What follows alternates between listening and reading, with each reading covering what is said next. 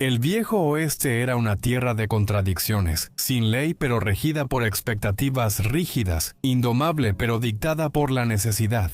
El amor y el sexo en la frontera estaban marcados por dificultades, aislamiento y la escasez de mujeres. La supervivencia a menudo pesaba más que el romance, y las relaciones personales adoptaban formas tanto prácticas como poco convencionales. El viejo oeste tenía escasez de mujeres y los hombres eran mayoría. Esto hizo que las ciudades fronterizas propiciaran el comercio sexual. Los burdeles eran los lugares más lujosos del pueblo, y sus madamas tenían gran poder social y económico.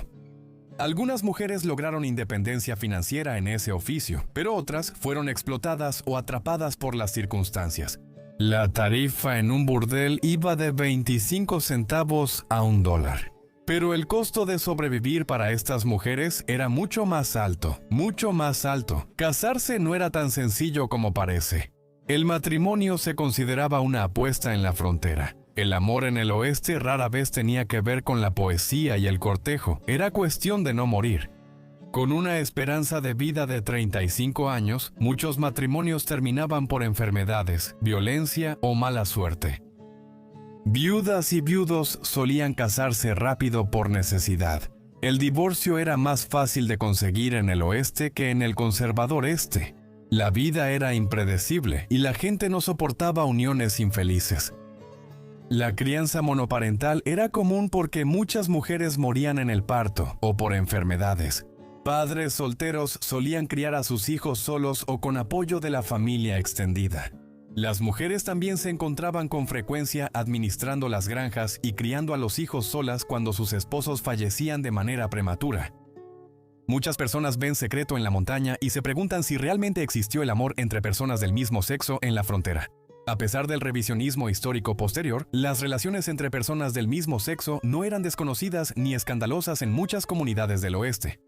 Sin mujeres, los hombres solían crear lazos emocionales y físicos profundos, llamados a veces matrimonios de solteros. La supervivencia, la intimidad y la compañía superaban los juicios morales rígidos. También hubo muchas mujeres que vivieron como hombres, como la notoria reina de los forajidos, Perla Hart. Al igual que Hart, algunas mujeres del oeste adoptaron identidades masculinas, ya fuera para protegerse, encontrar trabajo o experimentar libertades que les eran negadas a su género. Vestirse con ropa del sexo opuesto era tanto una forma de autoexpresión como una necesidad para quienes querían escapar de las limitaciones de la feminidad tradicional. Trabajando como vaqueras, mineras o en cantinas, estas mujeres desafiaron límites de género poco reconocidos por la historia. Por supuesto, sin importar cómo te presentaras, la verdad se descubriría de una forma u otra. Eso se debe a que el sexo rara vez era privado en el viejo oeste, el espacio era un lujo en la frontera y la privacidad no existía. En casas de huéspedes y asentamientos improvisados, la intimidad tenía que ser cuidadosamente planeada o simplemente ignorada por quienes estaban al alcance del oído. La expectativa de discreción era baja y se necesitaban soluciones creativas. Por eso, otras formas de amor y sexo no siempre eran aceptadas. Pese a su falta de ley, la frontera tenía límites propios. Aunque la intimidad entre personas del mismo sexo y la prostitución eran aceptadas, algunas prácticas sexuales generaban sospecha. El sexo oral solía descartarse como algo muy francés y extraño, incluso entre quienes trabajaban en el comercio sexual. Nadie se atrevía a cruzar estos límites tampoco. Debido a que la violencia era una amenaza constante, las mujeres en el viejo oeste enfrentaban no solo los peligros del parto y las enfermedades, sino también la amenaza siempre presente de la violencia. Había muchos asaltos y poca justicia. Muchas mujeres no tenían recursos legales, lo que las dejaba navegando en un mundo donde la seguridad personal nunca estaba garantizada. El amor en el viejo oeste no era como decía el folclore. Por ejemplo, el vaquero ha sido durante mucho tiempo un símbolo de individualismo rudo, encarnando la imagen por excelencia de la masculinidad estadounidense. Las películas del oeste de Hollywood y las novelas baratas popularizaron al vaquero solitario, una figura dura y autosuficiente que salva el día y se va al atardecer. Sin embargo, la realidad de los vaqueros históricos era muy diferente del mito que hemos llegado a conocer. A diferencia de lo que muchos creen, los vaqueros no eran solitarios, sino que vivían y trabajaban en grupos unidos, dependiendo entre sí para sobrevivir. Las difíciles condiciones en la frontera de Estados Unidos exigían trabajo en equipo, por lo que los vaqueros convivían casi todo el tiempo comiendo, durmiendo, trabajando y contando historias. La camaradería entre los vaqueros iba más allá de la jornada laboral, ya que a menudo dormían juntos durante las largas travesías de ganado. Historiadores dicen que los vaqueros dependían de sus compañeros de litera para no pasar frío en la pradera. Estas relaciones eran prácticas y promovían amistades profundas e incluso lazos románticos. Como se dijo antes, aunque hay poca documentación sobre relaciones entre vaqueros del mismo sexo, los historiadores reconocen que probablemente hubo intimidad entre hombres, aunque no bajo la perspectiva moderna de identidad sexual. Además de pensar que el vaquero era solitario, también existe la falsa idea de que atraía irresistiblemente a las mujeres. El vaquero cinematográfico a menudo es retratado como un galán, atrayendo admiradoras sin esfuerzo. Sin embargo, los vaqueros reales tenían un bajo estatus social. Eran trabajadores temporales, vistos más como vagabundos sin refinamiento que como pretendientes deseables. La sociedad victoriana valoraba el matrimonio y la estabilidad, por lo que los vaqueros con bajo salario y vida nómada eran poco probables para atraer a una mujer respetable. Los propios vaqueros eran conscientes de su bajo estatus en la jerarquía social. Un vaquero de finales del siglo XIX recordó que las mujeres casi no los notaban hasta que novelas y películas del oeste romantizaron el estilo de vida vaquero. Antes de este cambio cultural, los vaqueros eran más frecuentemente despreciados que admirados. Teddy Blue Abbott, vaquero cuyas historias muestran la vida fronteriza, reconoció abiertamente este rechazo a la respetabilidad victoriana. Describió sus interacciones con trabajadoras sexuales resaltando la rebeldía y la conciencia de la hipocresía social. Abbott reconocía a las mujeres de los burdeles como seres humanos, no solo como objetos de placer, y admitía la dura doble moral a la que se enfrentaban. Mientras los hombres tenían relaciones casuales sin consecuencias, las mujeres eran rechazadas y muchas veces debían seguir en la profesión. También cabe señalar que la perspectiva de Abbott no era universal entre los vaqueros. Por estas perspectivas, el viejo oeste se idealizó como tierra de vaqueros y fronteras sin ley, cuando en realidad, estos mitos se construyeron a partir de las mujeres que navegaban un mundo donde el amor, el matrimonio y la supervivencia estaban profundamente entrelazados. Para muchas mujeres del lejano oeste, el matrimonio era una estrategia para obtener protección, estabilidad financiera y estatus social, más que una cuestión de romance. Las novias por correspondencia, movidas por la esperanza o desesperación, dejaron todo atrás para casarse con desconocidos, buscando el amor verdadero en un entorno implacable. No todas las mujeres buscaban seguridad tradicional. Algunas lograron independencia desafiando las normas. Ya fuera como madamas dirigiendo burdeles de lujo, chicas de salón usando su encanto para ganarse la vida, o colonas forjando su propio destino. El amor en el viejo oeste solía ser pragmático, moldeado por el aislamiento, las dificultades y las expectativas de género. La realidad del trabajo sexual mencionado en los pueblos fronterizos complica las narrativas romantizadas. Los burdeles crecían en pueblos prósperos. Pocas mujeres se beneficiaban, pero muchas sufrían explotación, pobreza y violencia. La sociedad respetable a menudo las rechazaba, pero su presencia era un secreto a voces, entretejido en el mismo tejido de la expansión del oeste. En última instancia, las mujeres en el viejo oeste vivían en un mundo lleno de contradicciones. El amor podía ser tierno o transaccional, el matrimonio, un santuario o una trampa. Unas hallaron felicidad a su modo, otras quedaron atadas a la dura realidad fronteriza.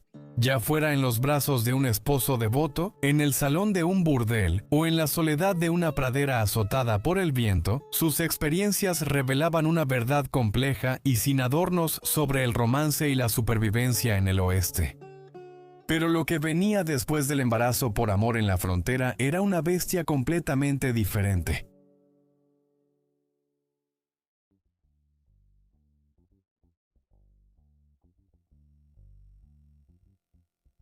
El embarazo era de las situaciones más peligrosas para una mujer en el Viejo Oeste, lo que llevó a decisiones arriesgadas para evitarlo.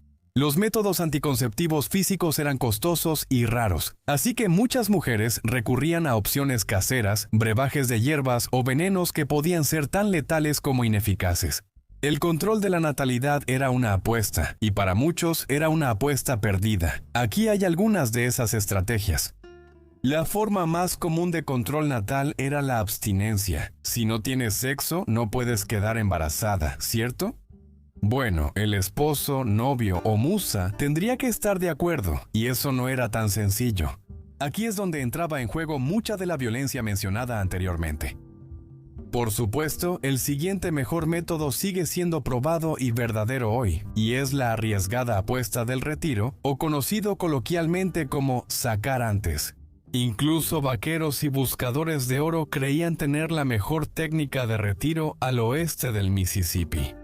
Las mujeres tenían su propia pseudociencia. Muchas sexualmente activas usaban el llamado método del ritmo. El método del ritmo consiste en rastrear días fértiles e infértiles para usarlos como calendario y tener relaciones sexuales seguras. El único problema era que la comprensión científica de la ovulación era mínima y probablemente inexistente en los territorios occidentales. Los antiguos occidentales ignoraban que los espermatozoides vivían hasta 5 días en el tracto reproductivo, volviendo inútil el método del ritmo. Si la fuerza de voluntad, la confianza y los engaños no evitaban el embarazo, ¿qué más podía hacerlo? Los historiadores dicen que cualquier sustancia o material desechable en la frontera servía para esto, incluso el jugo de limón, una forma principal de esponjado. El esponjado era un método inseguro de control natal, donde la mujer aplicaba jugo de limón al cuello uterino con una esponja o ducha, pensando que el ácido bloqueaba el cuello y neutralizaba los espermatozoides. Aunque esto causaba otros problemas médicos, como dañar el tejido púbico y provocar infecciones, el embarazo seguía sin problemas. Si el esponjado fallaba, una mujer del Viejo Oeste podía hacer una tapa cervical casera. En ese tiempo, las tapas se hacían con cera de abeja especial, no cualquier tipo. A menudo se reciclaba de velas usadas en la casa o sus alrededores, lo que le daba un toque agradablemente insalubre a un método ya de por sí poco higiénico. Si no había cera de abeja, se usaba caucho barato o madera. Las astillas no importaban. Los condones también eran un asunto completamente diferente en esa época. El error común era pensar que ni siquiera existían. Aunque no siempre estaban en la farmacia o tienda local, existían si sabías a quién preguntar.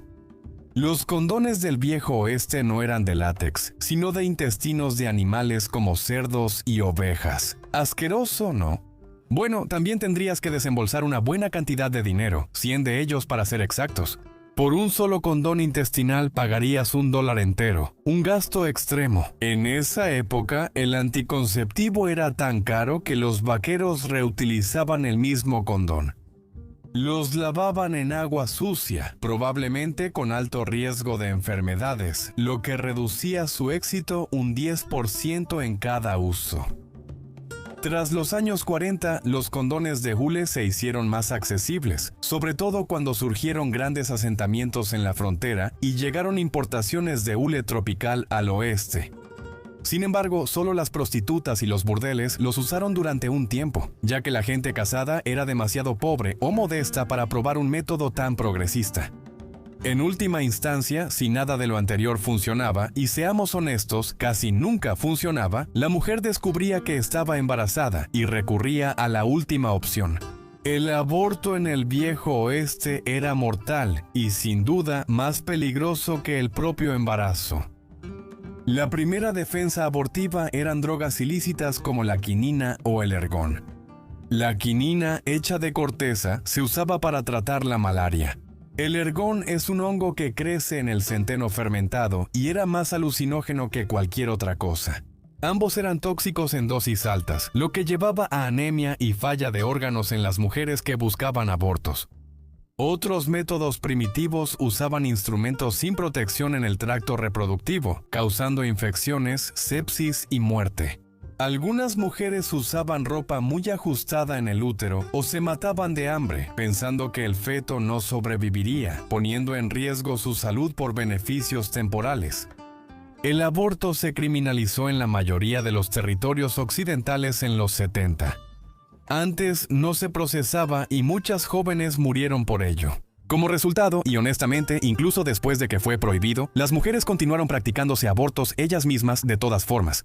Durante años no se registraron estadísticas de muertes por aborto, por lo que nunca sabremos cuántas vidas se perdieron por falta de educación en salud sexual. El viejo oeste ha sido romantizado por generaciones y seguirá siendo romantizado hasta el fin de los tiempos. Sin embargo, la próxima vez que veas una película del viejo oeste de Hollywood o leas literatura histórica que idealiza el amor en la era de la frontera, recuerda que nada era como parece, ni el sexo, ni las relaciones, ni la intimidad, nada. El amor puede ser la droga más poderosa de todas, pero también era la más peligrosa. Como todo lo demás, nada era fácil en el viejo oeste.